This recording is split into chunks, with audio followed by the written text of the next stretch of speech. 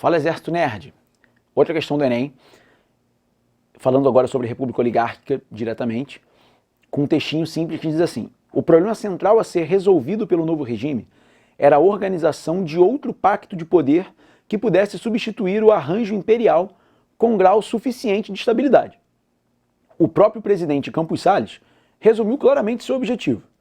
É de lá, dos estados, que se governa a república, por cima das multidões que tumultuam agitadas nas ruas da capital da União. A política dos estados é a política nacional. Nessa citação, o presidente do Brasil, no período, expressa uma estratégia política no sentido de: cara, presidente Campos Salles é o segundo presidente civil da República Oligárquica. A República é proclamada em 1889, entra o Deodoro de maneira provisória, depois o Deodoro é eleito de maneira indireta pelo Congresso para um governo de 4 anos, dura apenas 9 meses, ele sai, o Floriano, sem poder, entra, o vice-presidente naquela época, para poder assumir, ele tinha que esperar o presidente governar pelo menos meio mandato, tá? Não é o que acontece naquele momento, o Floriano passa por cima da Constituição, tá? Um golpe lá, logo na República nascente. Tá? Logo depois, nós temos do governo Floriano o governo Prudente de Moraes, que é o primeiro governo civil, e depois do Prudente, o governo Campos Salles.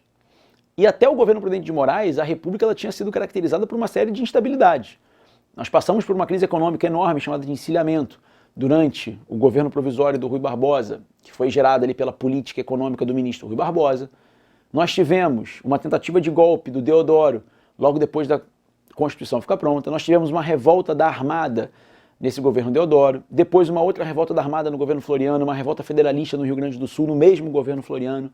Quando o Prudente de Moraes sobe ao poder, as tensões políticas, as disputas políticas entre grupos jacobinistas, grupos positivistas, grupos liberais, ela ainda era muito grande, os jacobinistas pressionavam demais, tá? Tentam até matar o presidente naquele momento, é o primeiro atentado republicano da história do Brasil. Então, a República era muito instável até ali. E o Campos Salles, quando assume depois do Prudente, ele sabe que ele precisa encontrar de maneira rápida uma forma de estabilizar essa política oligárquica. Ele precisa encontrar ali uma forma de fazer com que a elite se consolide no poder de maneira definitiva. E o que ele faz, né, e ele deixa isso muito claro no texto, é arrumar um esquema político com os estados brasileiros, que fica conhecido como política dos estados ou política dos governadores. Antes desse acordo, nós temos ali numa instância maior o acordo do café com leite, aquele acordo entre Minas e São Paulo de revezamento político entre esses dois estados, essas duas oligarquias, no poder. Eles vão conseguir eleger representantes seus para a presidência da República a partir de acordos estabelecidos entre eles. Para buscar apoio para esse café com leite, o Campos Salles cria a política dos estados. Os governadores brasileiros, em troca de autonomia, em troca de investimentos, eles concederiam para o presidente, para o café com leite, votos. Votos para eleger aquele presidente e votos também dentro do Congresso Nacional, evitando atritos do poder federal, do poder central, do poder executivo, com o poder legislativo. Os governadores, em troca de autonomia e de investimentos, indicam aos seus senadores e deputados para que esses votem geralmente a favor do governo, tá? Sempre a favor do governo.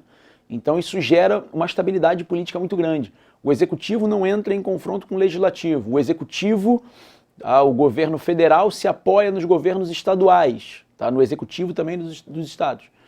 Então fica muito claro que esse acordo ele visa gerar uma estabilidade política que possa perpetuar essa elite no poder, tá? Que faça com que se torne capaz para o presidente atrair o apoio de outras oligarquias para essa política do café com leite, para que isso não fique restrito a Minas e São Paulo e fique cada vez mais difícil manter o poder. Então ele busca, com essa política dos estados, atrair essas oligarquias para trabalhar junto ao café com leite e consolidar essa elite de maneira geral no poder.